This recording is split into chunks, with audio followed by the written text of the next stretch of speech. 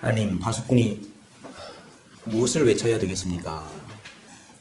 외치기는 외치라고 하시는데 우리가 무엇을 외쳐야 되겠습니까? 주님의 교회 성도들이 파수꾼이라고 한다면 주님의 교회의 파수꾼들은 뭘 외쳐야 되겠습니까? 우리에게 주신 2019년도의 말씀, 약속이 있죠.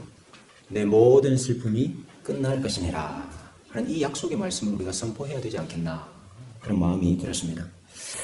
어떻게 해야 슬픔이 끝이 날 수가 있겠습니까? 저는 성경에서 가장 슬픈 노래라 말할 수 있는 예레미야 애가의 말씀을 통해서 그 답을 찾아보려고 합니다.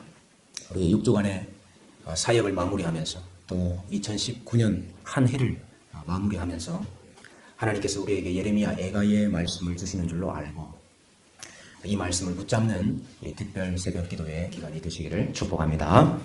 예레미야 애가는 아주 정교하게 짜져 있는 노래입니다. 그냥 생각나는 대로, 감정이 가는 대로 부른 노래가 아니고 굉장히 정교하게 짜 있는 노래입니다. 여러분, 각 장과 각 절이 알파벳 순으로 시작을 합니다. 히브리어의 알파벳은 알렙, 벳, 김멜, 달렛 이렇게 나가거든요. 영어로 보면 A, B, C, D, 우리로 말하면 기역, 니은, 디귿, 릴 식으로 시가 구성이 되어 있습니다. 그러면 1절은 알렙으로 시작을 하는 거죠. 그러면 에카, 슬프다 이렇게 시작을 해요. 근데 2절은 벳으로 시작을 합니다. 바코, 울다 이렇게 시작.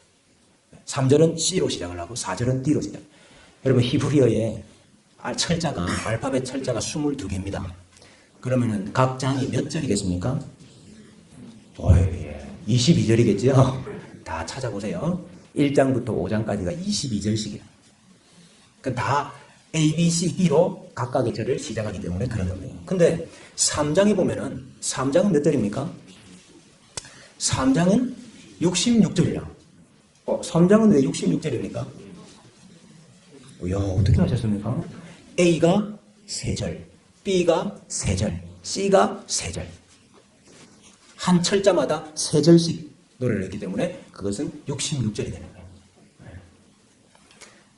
거예요. 5장은 역시 동일하게 22절이지만은 이 패턴을 따르지 않습니다. 아주 치밀하고 정교하게 노래를 하고 있다 하는 것을 우리가 봐야 됩니다. 이런 문학적인 양식을 가리켜서 알파벳 답관체라 혹은 이합체시라, 아크로스틱이라 이렇게 이야기를 해요. 이런 문학적인 장치를 사용하는 이유가 있습니다. 왜 이런 문학적인 장치를 사용을 할까요? 이게 노래거든요. 지금 우리 성경에는 곡조가 없습니다만은 이게 노래라고.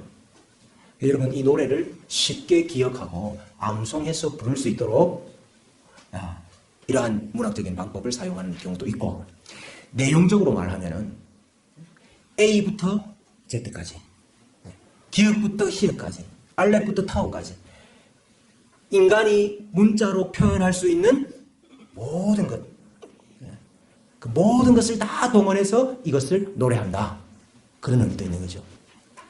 예레미야 애가는 슬픔의 노래입니다. 고통을 표현하는 노래예요. 내가 받는 이 고통과 내가 가진 이 슬픔을 A부터 Z까지 문자로 표현할 수 있는 모든 것을 동원해서 노래하고 있고 표현하고 있는 거죠. 그럼 여러분, 선지자가 그렇게 표현하고 노래하고자 하는 그 자신의 고통, 슬픔, 고난이 무엇인가? 우리 1장에서는 어떤 고통을 이야기합니까? 어린 자녀들이 대적에게 다 사로잡혀 갔다. 여러분, 우리 자녀들이 대적에게 사로잡혀 갔다. 이 바벨론 포로 시기입니다. 바벨론 포로를 경험한 후에 노래하는 거예요. 이게 문학적으로 표현하는 게 아니고 실제로 대적이 와서 어린 자녀들을 사로잡아가고 돌에 반석에 메어 치고 아이 벤 자의 엄마의 배를 가르고 그랬어요. 대적이 손을 펴서 우리의 보물을 다 빼앗아갔다. 우리가 가진 것 다 빼앗아갔다. 그랬습니다. 하나님께서 내 골수에 불을 보내어서 나를 이기게 하시고 종일토록 나를 피곤하게 만드셨다.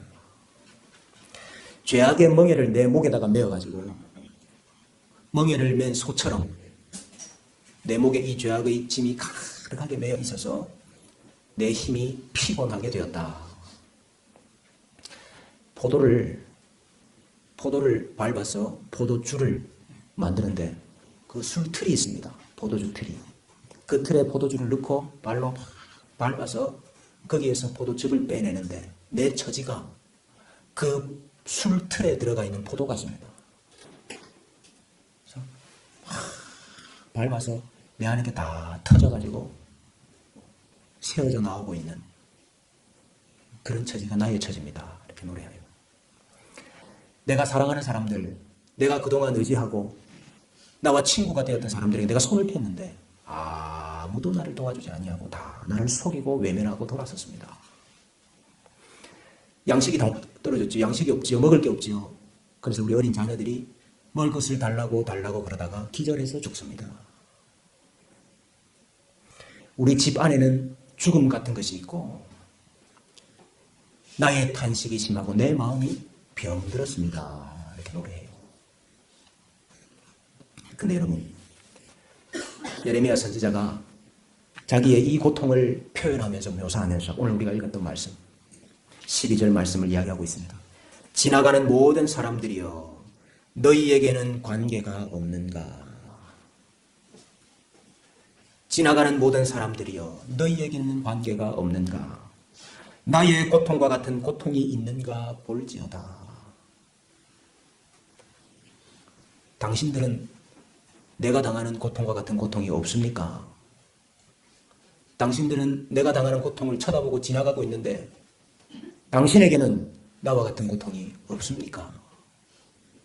오늘 우리에게 묻는 말씀이죠. 주님의 교회 성도들이여 당신에게는 내가 당하는 고통과 같은 고통이 없습니까? 근데 여러분, 선지자가 당하는 더 고통스러운 것이 있어요. 그것은 이 고통에서 나를 위로해 줄 자가 없다는 것입니다. 이 고통에서 나를 위로해 줄 자가 없다는 것입니다. 위로라는 말이 성경의 장에서 각 장에서 가장 많이 나오는 구절 중에 하나가 예레미야가 1장이에요. 위로라는 말. 5번 나오는데요. 1장 2절에 한번 보십시오. 1장 2절에 밤에는 슬피 웅이 눈물이 뺨에 흐르며 사랑하던 자들 중에 그에게 위로하는 자가 없고 친구들도 다 배반하여 원수들이 되었도다. 9절 말씀에 그의 더러운 것이 그의 옷깃에 묻어 있으나 그의 나중을 생각하지 아니하며 그러므로 놀랍도록 낮아져도 그를 위로할 자가 없도다. 6절에도 16절에도 이로 말미암아 내가 우니 내 눈에 눈물이 물같이 흘러내리며 나를 위로하여 내 생명을 회복시켜 줄 자가 멀리 떠났음이로다. 이어서 시온이 두 손을 폈으나 그를 위로할 자가 없도다. 21절에도 그들이 내가 탄식하는 것을 들었으나 나를 위로하는 자가 없으며 나의 모든 원수들은 내가 재난당하는 것을 듣고 주께서 이렇게 행하신 것을 기뻐하나이다. 여러분, 성경에서 위로라는 말이 가장 많이 나오는 장 중에 하나입니다만은 위로자가 없다. 위로자가 없다 하는 말씀을 하고 있습니다. 여러분, 파수꾼이 외쳐야 되는 게 무엇입니까? 파수꾼이 외쳐야 되는 말씀이 무엇입니까? 우리 주님의 교회 파수꾼들이 외쳐야 되는 말씀이 무엇입니까? 첫째가 이것입니다. 위로자가 없습니다 하는 거예요. 여러분들이요, 이 세상에서는 위로자가 없습니다. 내 마음과 내 심정과 내 고통과 내가 당하는 환난을 환하게 다 알고 그것을 이해하고 도와줄 위로자가 이 세상에 없습니다 하는 겁니다. 있다고 생각하세요? 진짜 있다고 생각하세요? 그런 마음을 가진 자가 혹 있다 할지라도 나를 정말 사랑하여서 나의 친구가 되고 나를 도와주고자 하는 마음이 있다 할지라도 같이 마음 아파해주고 따뜻한 말을 건넬 수는 있지만은 내가 당하는 이 고통을 면하게 해줄, 진정으로 위로해 줄 수 있는 능력이 없어요. 힘이 없어요. 나도 똑같은 그 고통을 당하고 있는데 내가 무슨 능력으로, 내가 무슨 힘으로 다른 사람을 위로할 수가 있습니까? 우리 파수꾼들이 전해야 되는 첫 번째 내용이 무엇이냐? 이 땅에는 위로자가 없습니다 하는 거.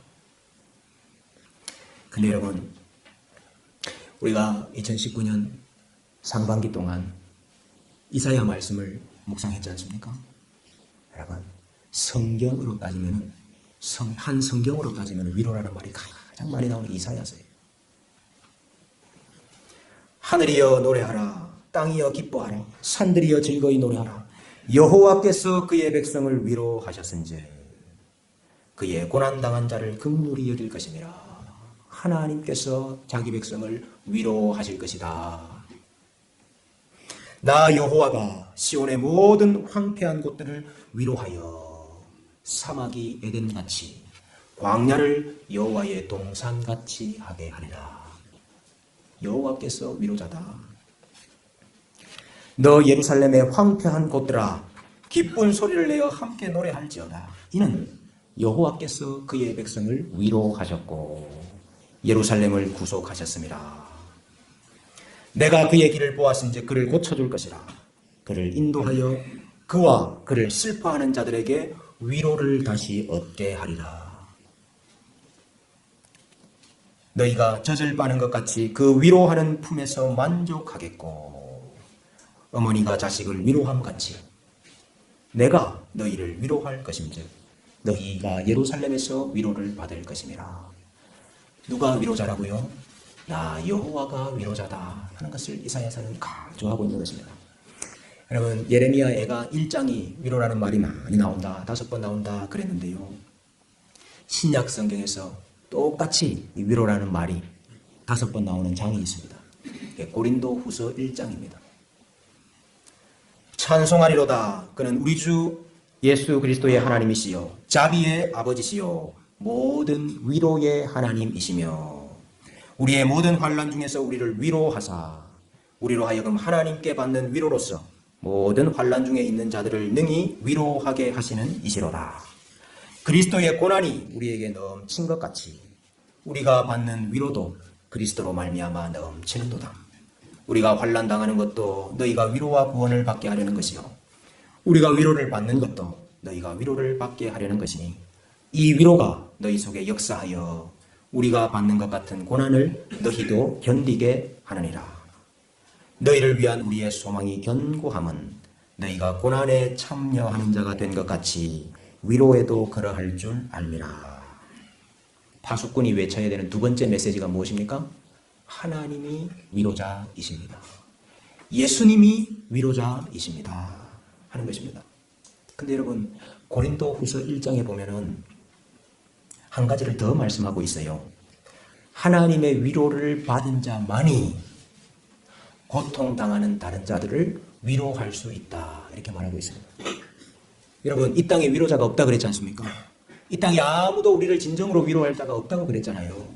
그런데 하나님의 위로를 체험한 자, 하나님의 위로를 경험한 자는 다른 자들을 위로할 수 있는 자가 된다 이렇게 말하고 있습니다.